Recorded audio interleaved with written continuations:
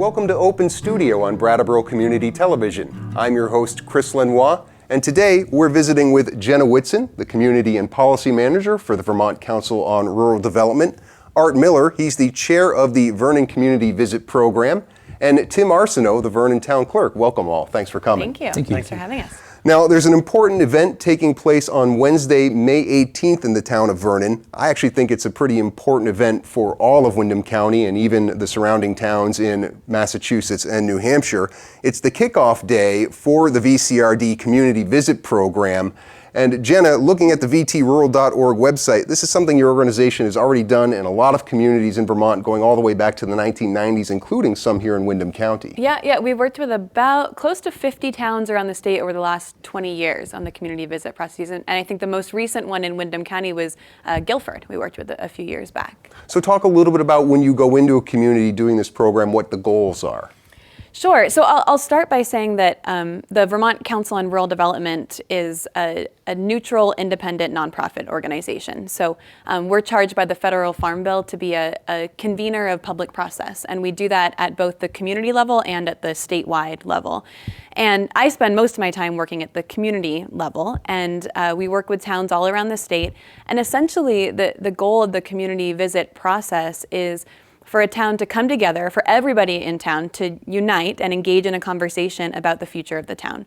And the goal is to identify some common goals and initiatives, and then to choose key priorities that the town wants to move forward. And then to create actually task forces of local residents to then move those things forward.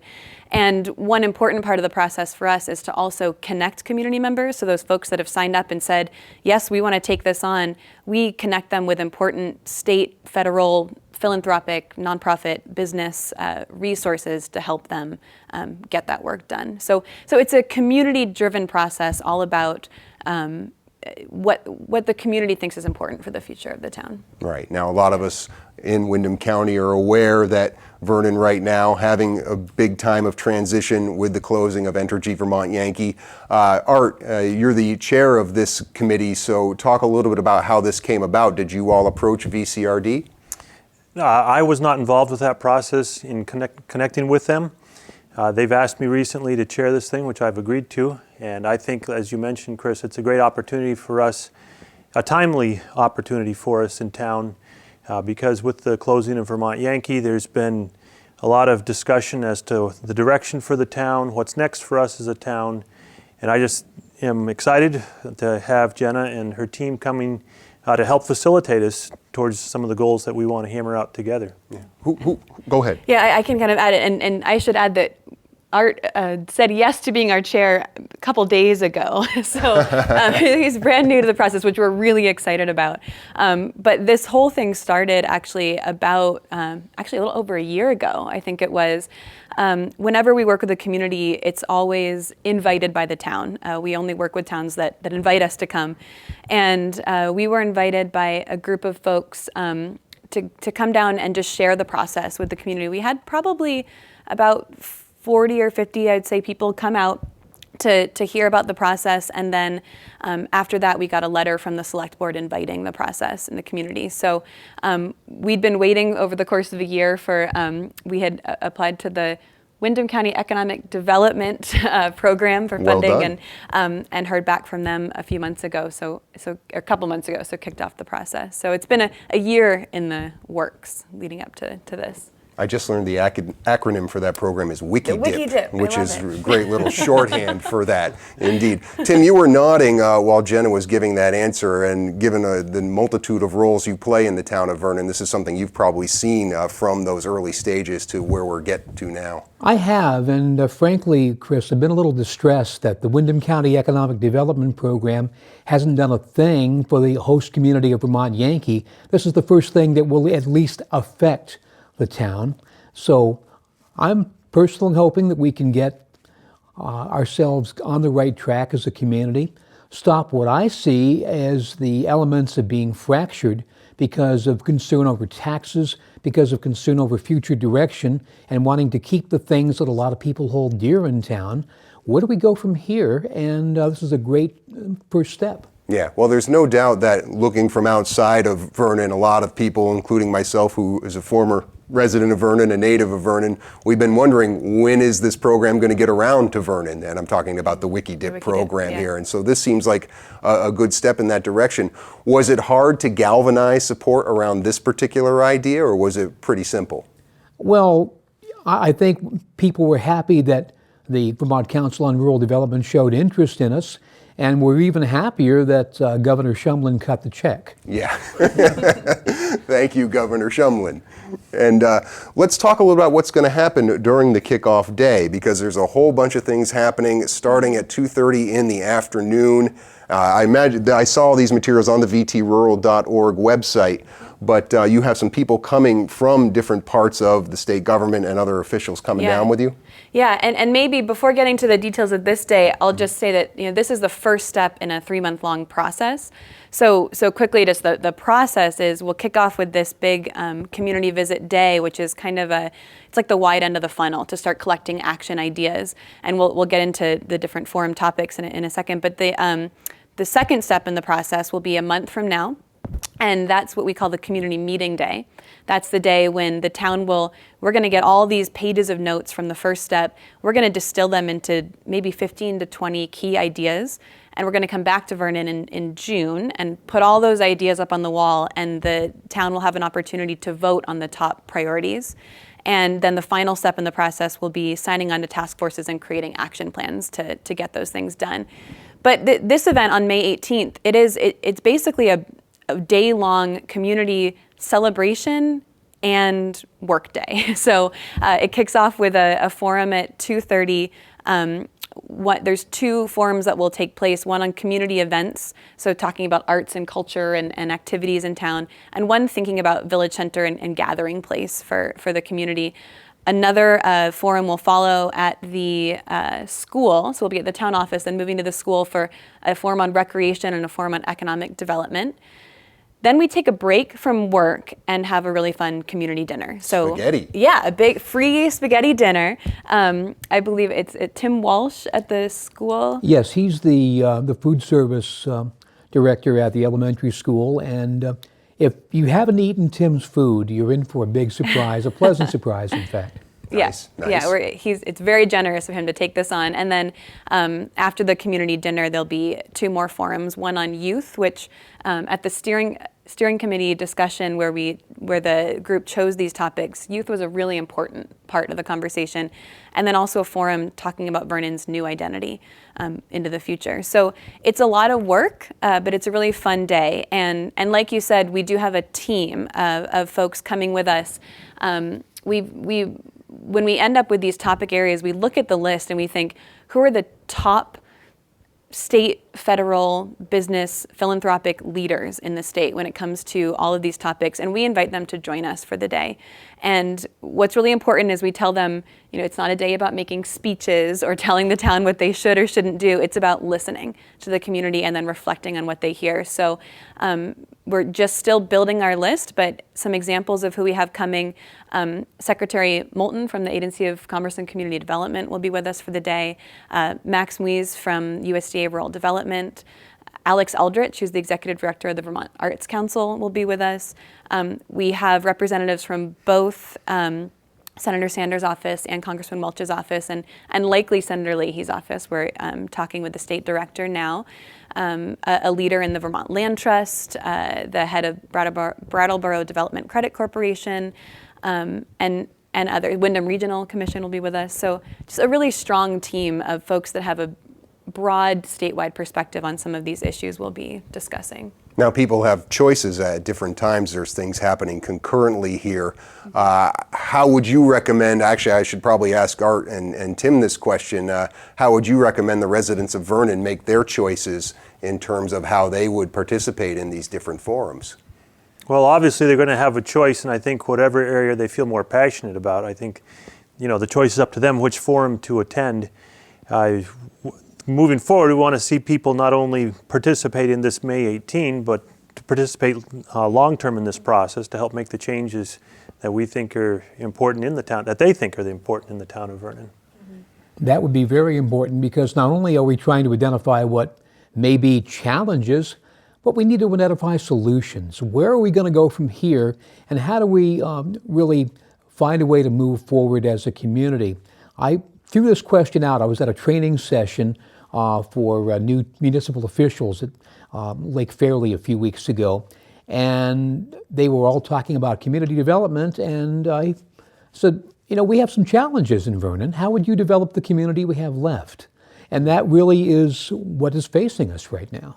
Yeah, I mean, it's important to get down to that granular level. You're not going to be able to do that on one day, but it's a great introduction.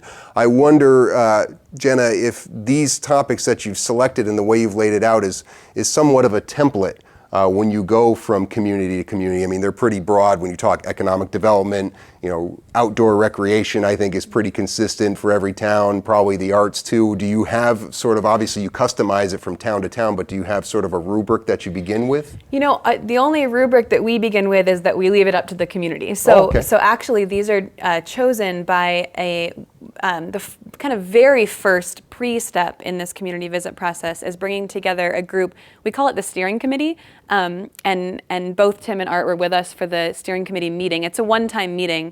After that, everyone just participates as equals. But basically, we look at all the different parts of the community, and we ask around. I make a ton of phone calls to say, who are the key leaders in town that would want to be part of this discussion? Are we sure that we have someone from the school, someone from the business community, from the farming community, from the faith community? We invite them together for the evening to help us frame this day. And so these are topics that folks in the community came up with and said, this is what's really important for the town to discuss. And there are certainly themes in all the different community visits that we do, outdoor recreation, economic development, but every town is unique and they approach it in a unique way. But this is certainly just a template, and we talked about this at the steering committee meeting, that anything that people want to come and contribute to the conversation, they're welcome to. And with a lot of these, they're so broad that in economic development, almost anything can fit in there. And so if you can't make it to a conversation on community events, you might come to economic development and share your idea then. And so really coming to any and all of those sessions. And each session is facilitated by a skilled facilitator who's going to walk through 3 questions. They're going to say, what are the opportunities in this area? So what are the opportunities in Vernon for youth? What's working now? What are the challenges that we face? But the most important part, and we devote the most time to what can be done, and not what can be done by the select board, what can be done by the planning commission, what can Art do? It's about what can the community do to address some of the challenges that are identified. And we as facilitators really drive the conversation towards positivity. It's we don't let people go off into tangents about all the things that aren't working in Vernon. We know there are challenges, and we know that there are complaints, but we really drive it towards a positive solution-based discussion. Luckily in Vermont, we have select board meetings and town meetings to do those kinds of conversations. So you can set that aside and have positive discussions here.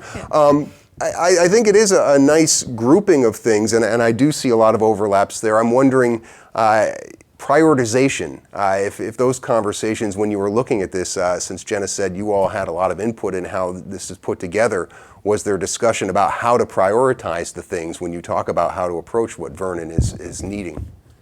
There are a number of priorities, but as you and I were discussing before the program, one of the basic challenges and necessities is moving forward. How do we come up with a retail center or a place that can also double as a community gathering place? We in Vernon are without both right now, so it means that the majority of our citizens leave town to get their essentials, and that's not good for building community. No, indeed, and yeah, we were touching on some of the stores and landmarks that we both remember growing up there, and your family as well, longtime members of Vernon. Talk a little about what you're seeing now in Vernon versus, say, 20, 25 years ago. Well, Chris, obviously, Vermont Yankee's been there for a generation plus. And with the loss of that, people are concerned for, loss of their revenue, so increasing taxes. And that seems to be driving a lot of the, I don't know if I want to use the word fear or concern moving forward in Vernon. So I think, everybody has their ideas. We've batted around the gas plant most recently. But to reduce the taxes, obviously there's consequences to making those decisions, whether it's inviting an industry or cutting services. And so I think this is a neat opportunity to put things out on the table and have, a functional family conversation. And so I think that's the big difference I see. 20 years ago at town meetings, we were anticipating someday Vermont Yankee closing, setting up emergency funds and, different committees, what will happen when that happens. But now we're in that tumultuous, transitional time moving forward as a town. And we've had a very strong community in Vernon, and I think this, will come through this very well, I believe. And so I think this is just a great opportunity that, the rural development is coming in to help facilitate us moving forward. It seems very timely. Yeah, well, timely, yeah, that was the question I wanted to ask next. I mean, I think about how quickly Vernon has reacted to a lot of the changes, moving to pay as you throw, hiring the sheriff's department to handle law enforcement kind of thing. You all did a lot of work very quickly to try and stabilize the situation in Vernon.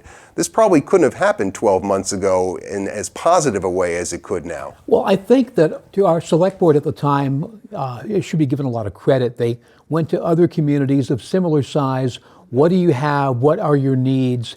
And how do we look at getting off the champagne dreams with a generic beer budget? Mm-hmm. Yeah, and that's been very helpful, but there is still a way to go. And I think we all as a community know that because Vermont Yankee and the town had a 5-year tax stabilization agreement announced at town meeting this year. And as you know, things are going to be going down in the next few years.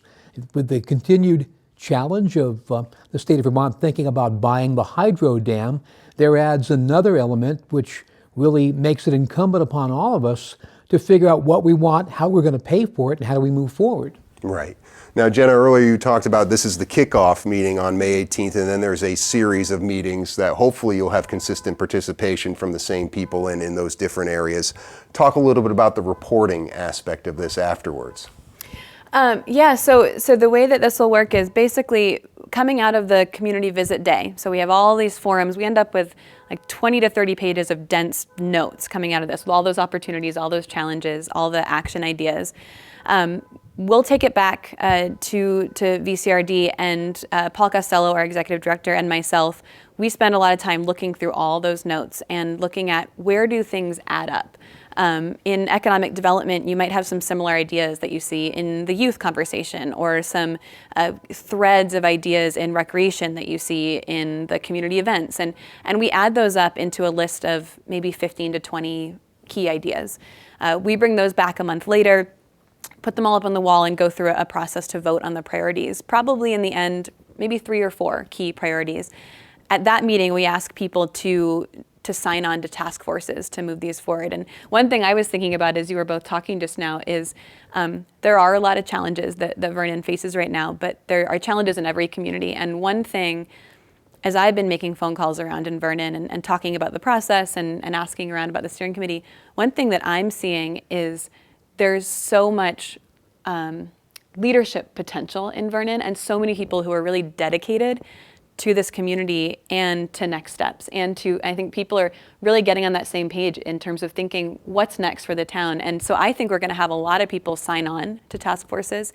And then the final meeting will be getting those task forces together to start to list action steps and resources to get it done. If I could expand upon that, one of our longest running citizens, a very notable historian, Barbara Mosley, has come up with this analogy. Some major events in Vernon were the railroad coming through town, the hydroelectric dam being built, Vermont Yankee being built, and I would say number 4 is Vermont Yankee going away, and where do we go from here?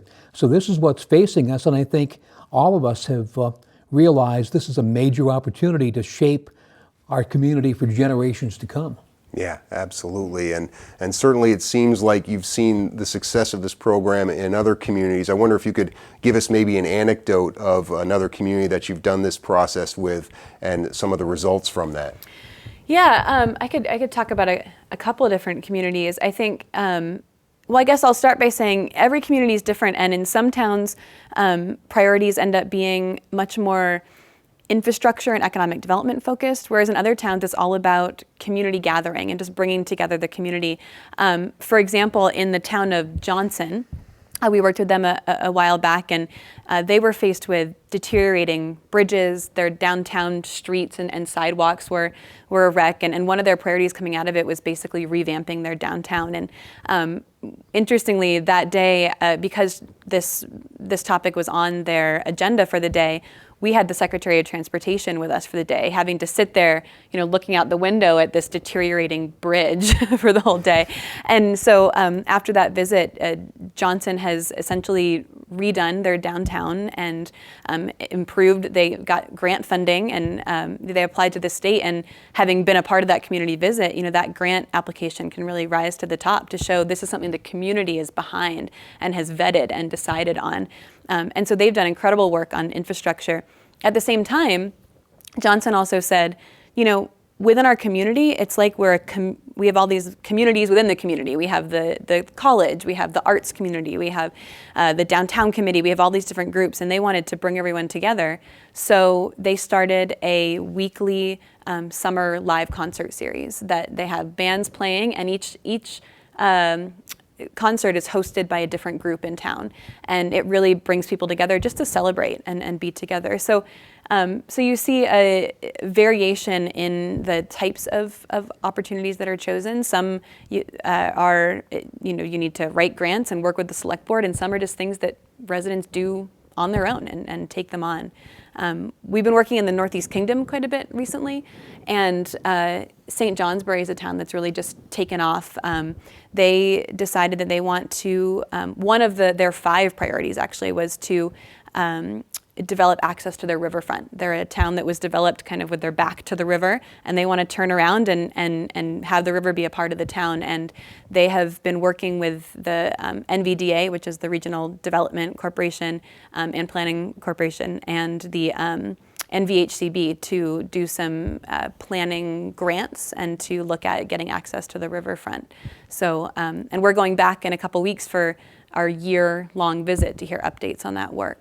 So yeah, we see a variation in topics, but towns are, when you develop that spear point of action that people in the community can say, this is what we want to do, and can sign on, and then there's resources and folks that are willing to help them do that, it really creates some new momentum, even for projects that have maybe been in the works for years. Yeah. Well, I said at the beginning of this that it's not only an important process for Vernon, but I think it's an important process for Northfield, Massachusetts, Hinsdale, New Hampshire, Brattleboro, all those surrounding areas, because Vermont Yankee and the jobs it generated was an economic driver. I know I talked to organizations and businesses here in Brattleboro. They're feeling the impact, and maybe they weren't aware of the impact of Entergy VY there. My question to you, Tim and Art, is do you think the residents of Vernon understood their impact on the rest of the community and how important this process is for them to become a vital part of the community again? Well, it's interesting, Chris, again, back to the gas plant, when that idea was batted around, we had those open forums, the referendum eventually. But during those open forums, we had residents both from Northfield, and I know we had some from Putney, that came and shared their opinions as well. And that was valuable, and I feel like they were well received, as part of the process. So moving forward with this, I wouldn't be surprised if some people feel passionate about the town and drift in as well. But again, we do recognize, Vernon's, just the geography of the place is integral to the towns around it as well. Yeah. No matter what politicians on the national level think about building fences, they don't work. So I've got to say that Vernon really understands that it is part of a larger community, a larger part of Windham County, and there are many people who go across the river or across the border to do their commerce or have their jobs. So we want to be a good neighbor. We want to be more than just a bedroom community, though. We want to let people know that the shingle is out there. Vernon is open for business, great schools, great recreation, and in fact, probably the only town within the greater Brattleboro area that has school choice. thanks to someone who pushed for that decision, nearly 60 years ago when Vernon entered the Brattleboro Union High School District.